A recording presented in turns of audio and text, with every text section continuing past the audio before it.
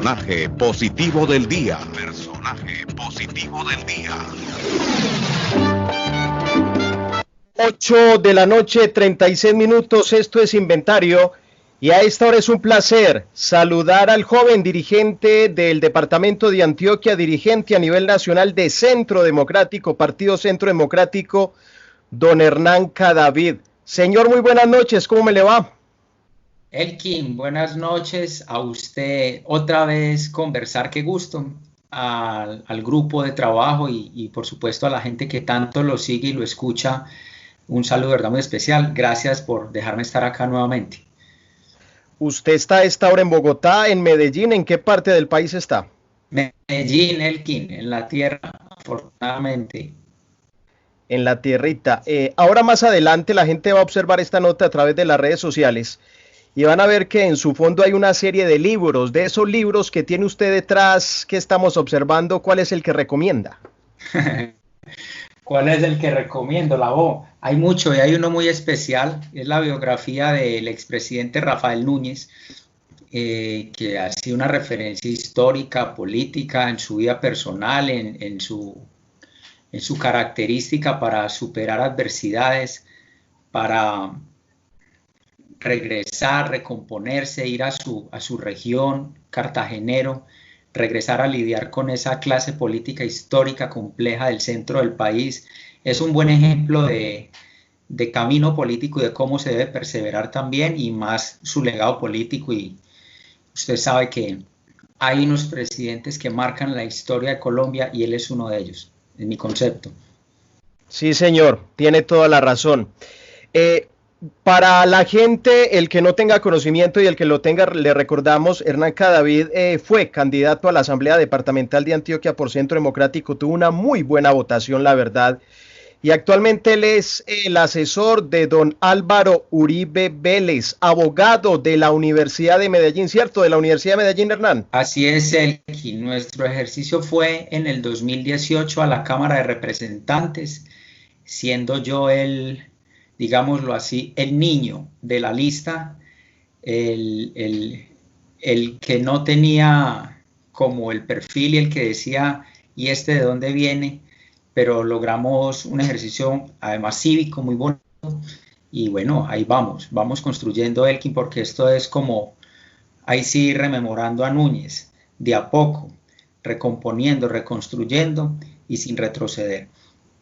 Sí, Cámara de Representantes, ahí tuve un lapsus. Me voy para el norte del Valle de Aburrá. La pregunta la hace el periodista César Augusto Montoya. Buenas noches, Hernán. Bienvenido a Inventario. La pregunta va dirigida sobre esos libros también, porque estaba yo aquí investigando y lo que pude ver, el señor Álvaro Uribe, le gusta mucho también aquellos personajes de la política de Estados Unidos y esos libros de liderazgo. ¿Cuál libro le ha recomendado a usted y esos libros cómo los ha llevado a la práctica de la política? Eso es una muy buena pregunta. Él siempre tiene unas referencias literarias muy importantes de toda su vida y su formación académica y política desde la universidad hasta los años en que es senador de la República en esa primera generación o en esa época de Senado, luego la gobernación, la presidencia. Pero hay un libro que es muy importante y es la biografía de Simón Bolívar, escrita por John Lynch. Muy acertada, muy práctica, de muchas lecciones en la formación, y yo creo que ese es un libro entre muchos otros, pero de los que él ha recomendado, que yo he leído y que nos han servido mucho para mantener la voluntad, la persistencia, para no dejarse doblegar de la adversidad que es constante en este mundo político y en ese entorno tan complejo que ustedes conocen, de debate constante, de liberación, de ataques permanentes también, pero también muchísimos de los logros y evidentemente de ese legado que considero le quedó a Colombia tras la presidencia del expresidente Álvaro Uribe, el presidente Uribe. Y bueno, esa es una de las referencias, César. Me voy para el oriente antioqueño y antes de que pregunte mi amigo José León Vasco, pues hay que decir que el doctor Álvaro Uribe, y esto en temas políticos y hasta personales, puede ser y es de grandes amores y grandes odios en nuestro país. Y pues claro, hay temas del doctor Álvaro Uribe en lo personal que comparto y hay otros que no. Es muy normal en estos términos políticos, pero siempre uno diría, doctor Hernán, la idea y la consigna es que haya un progreso en este país. Y me voy para el oriente antioqueño, precisamente don José León Vasco tiene pregunta. Doctor Hernán, un saludo especial y precisamente referente a lo que usted mencionaba, la vida política es bastante compleja y podríamos decir que esa vida política está siempre sembrada una guerra sucia. Si estoy equivocado, me corrige por favor, por algunas personas que a partir de la inclinación a un partido político tratan de dañar la honra y la dignidad del otro por diferentes medios. ¿Qué piensa usted acerca de eso? Mire, si uno hace un recuento histórico, va a encontrarse lo que usted está diciendo. La guerra sucia, la tergiversación, la difamación ha sido un instrumento de batalla política a lo largo de los años en la historia y en distintas partes del mundo, no solo en Colombia. Muchos hombres y muchos nombres importantes de la historia del mundo y la historia política han terminado siendo difamados, olvidados, como diría uno, vilipendiados, y no quiere decir uno que eso sea aceptable o normalizarlo, pero ha hecho parte de la historia. Usted mira Churchill, por ejemplo, Lincoln, los grandes nombres han tenido ese tipo de inconvenientes y de, digamos, de combates ideológicos con esa difamación también y la han tenido que lidiar y enfrentar. Trae uno el caso a Colombia, el caso del presidente Álvaro Uribe. Por supuesto que hay una batalla de difamación. Yo puedo decirlo desde la cercanía que no encuentro una persona en el país que esté dispuesto a darle la cara a cada uno de los ataques, de las difamaciones, que se torna desgastante, pero que uno a veces en el fondo se pregunta ¿y cuál será la razón? Y alguna vez le pregunté y le conversé y le dije sobre el tema y él me responde una cosa, una respuesta que para mí fue lección de vida. Me dice, sin honra, ¿para qué la vida, Hernán? Y eso me explicó todo. No importa cuánto sea el desgaste, pero cuando lo que uno tiene como patrimonio es la imagen y el nombre, hay que hacer todos los esfuerzos posibles dentro de lo legal para poder ejercer una defensa correcta. Doctor Hernán Cadavid, ¿alguna anécdota? Ya usted nos contó una, porque lo que usted nos acaba de decir es una anécdota y una lección de vida para usted y para quienes estamos escuchando. Que usted haya tenido, que usted diga, qué bueno, me pasó esto con el doctor Uribe, puede ser hasta algo curioso, hasta algo que dé risa, hasta algo que de pronto lo haya marcado. ¿Alguna anécdota que nos pueda contar más? Hay muchas cosas.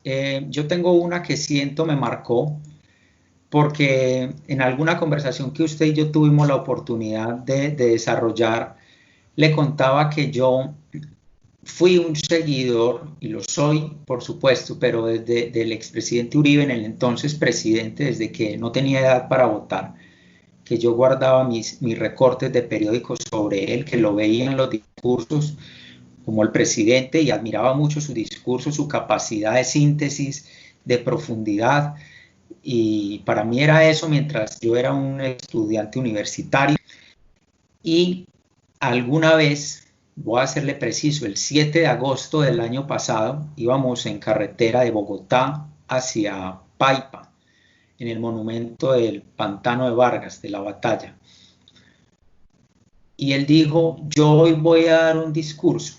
Yo iba en el carro con él, sacó una libreta, revisó sus apuntes e inicia a dar un discurso dentro del carro, haciendo un recuento sumamente preciso sobre la historia de Colombia, los hechos, la violencia que ha vivido el país, la violencia política, ante la formación de la República, los procesos de paz, las frustraciones, que se los voy a confesar a ustedes acá en el espacio. Yo me trasladaba mientras él me daba a mí el discurso, pues en presencia mía, e iba yo a esos años donde yo lo veía en la televisión cada 8 días o cada tanto en esa profundidad. Cuando él termina me dice, ¿qué le pareció? Y yo lo único que acaté a decirle fue gracias por permitirme esta oportunidad, porque para mí fue siempre un objetivo verlo, aprenderle y haber tenido esa oportunidad de ese espacio íntimo y ver cómo preparaba y cómo lo hacía. Para mí es una anécdota muy linda, muy bonita. César. Señor Cadavid Márquez, hablando un poquito de esa cercanía con el expresidente Álvaro Uribe, usted y él tienen algo muy en común, son antioqueños. En estos momentos el departamento está en incertidumbre porque tenemos un gobernador suspendido, ya se presentó una terna. ¿Cuál es la opinión que tiene el señor Uribe Vélez y usted como asesor, cómo ha ido acercándose a él para poder ver qué va a suceder con el departamento? Bueno, miren, yo frente a lo que él ha dicho, lo publicó, que lo sentía, si puedo tener memoria, por la familia, por el departamento, por la persona del señor gobernador, y creo que es un asunto pues bien complejo cuando media la justicia y esas decisiones. Eso es lo que él manifestó, que además es pues bien público. En lo que yo creo, como ciudadano antioqueño, sin que esto comprometa, por supuesto, la opinión del presidente Uribe, ni la del partido, ni de nadie más, excepto la mía, pues es una situación bien compleja, porque es una indeterminación del estado de las cosas administrativas en Antioquia. Está muy temprano en el periodo, no sabemos qué va a suceder. Hoy hay incertidumbre por qué va a pasar políticamente. ¿Habrá o no nuevas elecciones? Es lo que la gente le pregunta a uno. ¿Qué cree que va a pasar? En conclusión, pues yo lo siento mucho por el departamento, porque Antioquia ha sido tradicionalmente respetable en la administración pública, de liderazgos muy fuertes, muy claros, indiscutibles, contundentes, casi todos transparentes, casi todos. Y lo siente uno por el departamento que hoy está en manos de lo que defina la justicia. Esa es como mi opinión, mi aproximación frente a este tema. Doctor Cadavid, durante todos estos días ha habido bastante revuelo con el tema de la cadena perpetua para violadores, y yo quiero enfatizar desde su punto de vista como asesor político, y es que ha sido bastante indignante para todo el país lo ocurrido con la menor de la comunidad indígena en Veracatío, a manos de integrantes de las fuerzas militares. ¿Cómo cree usted que debe ser el castigo para los involucrados? ¿Deberá estrenarse la cadena perpetua en este caso? ¿Qué piensa usted? José León, el castigo debe ser, mire, antes que responderle eso, que lo voy a hacer, al país lo han metido en un cruce ideológico y de enfoques y criterios dependiendo de, usted es de izquierda, entonces el castigo debe ser así. Usted es de derecha, entonces mire. Entonces los uribistas, mire que les va a tocar tragarse sus palabras porque fue el ejército. Lo más equivocado es ese planteamiento. Las penas, el castigo y el reproche sobre la violación de un menor, de una menor y sobre cualquier otro delito, pero en este específicamente debe ser de un tratamiento igualmente contundente e igualitario, sin importar cuál fuese sujeto. Si es un soldado, un civil, un policía, un docente, etc. ¿Qué digo luego? Todos quisiéramos, efectivamente, los que políticamente teníamos la visión o tenemos la visión que debe haber una cadena perpetua, que efectivamente empiece a aplicarse. Lo que pasa es que la cadena perpetua, el proyecto de acto legislativo, esto es la modificación de la Constitución, apenas se perfeccionó la semana anterior en el Congreso de la República. Es decir, fue aprobada dentro del Congreso, pero todavía falta el trámite restante. Esto es la sanción presidencial, la firma del presidente, la revisión de la Corte Constitucional, pero que además se desarrolle una norma que precise los aspectos de manera puntual sobre la aplicación de ese mecanismo. Entonces, la pregunta, para resumírtela, la respuesta, perdón, hoy no va a ser posible aplicarle la cadena perpetua a estos 7 personajes del ejército, pero por supuesto que cada una de esas conductas tendría que tener ese tipo de castigo y de sanción, José León. A esta hora estamos en Inventario el Balance Positivo con Hernán Cadavid, antioqueño de pura cepa, colombiano él como nosotros, admirador, lo ha dicho desde pequeño del doctor Álvaro Uribe Vélez, trabaja con él, es asesor de él, abogado de la Universidad de Medellín. Hay muchas personas que a esta hora nos escriben, nos siguen, algunas felicitando la nota, otros diciendo qué buena nota, qué buen invitado, quiero preguntar esto, ojalá tuviéramos mucho tiempo para hacerlo. Pero yo sé que la gente no me va a perdonar si no lo hago. ¿Qué ha dicho a usted el doctor Álvaro Uribe sobre esa serie Matarrife? ¿Qué piensa usted? Cuando ahora hablábamos precisamente de la política, cuando hay señalamientos, cuando se tira agua sucia, ¿cuál es ese pensamiento? ¿Eso hace que el Centro Democrático, usted, don Álvaro Uribe, trasnochen pensando en Matarrife o qué piensan? No, para nada, Elkin. Mire, yo de cada comportamiento de él saco una lección. Ese ataque, el cual yo conozco, de esos contenidos, y ahorita puedo hablar un poco sobre él, pues creó una campaña expectativa muy, muy ruidosa y que hasta ahora sí va a salir la verdad y todo lo demás. Y el día en que se estaba lanzando esa serie en las redes sociales, yo dije, ¿en qué estará él? Pues estaba dedicado a una conferencia con jóvenes de todo el país. Creo que no tenía ni idea que se iba a lanzar eso ese día y a esa hora. Y él estaba conversando y charlando con algunos jóvenes de Colombia, a distintos puntos del país, vía Instagram, sobre lecciones de liderazgo, sobre lecciones de coherencia, de la consistencia en el pensamiento, en las acciones. En conclusión, estaba formando jóvenes en ese momento. Entonces, mientras había una agitación tremenda de las redes sociales por el lanzamiento de lo que ellos decían iba a ser la gran revelación de las verdades, al otro lado estaba el afectado en su honra y buen nombre, porque efectivamente lo es así, podemos conversarlo, formando jóvenes. Otra conclusión que yo digo, no puede uno desconcentrarse. Si uno tiene el camino claro, ruidos, baches, vacíos, huecos, ataques, pero si uno está en lo que está Elkin y oyentes, todos, ese es el objetivo, no hay cómo desviarse, exactamente. Doctor Cadavid, usted que ha tenido la oportunidad de compartir muchísimos momentos con el doctor Álvaro Uribe, ¿cuál es el concepto que le genera a usted el doctor Uribe como persona de familia? Un sentido paternal, estricto, de corrección, de un formador de familia, un formador de la persona, del carácter, del rigor, de la exigencia diaria, pero con respeto. Eso yo lo he aprendido a valorar mucho de él. Permítanme este comentario, uno a veces ve unas personas en el mundo político que con nulos logros o muy escasos se comportan como unos reyes.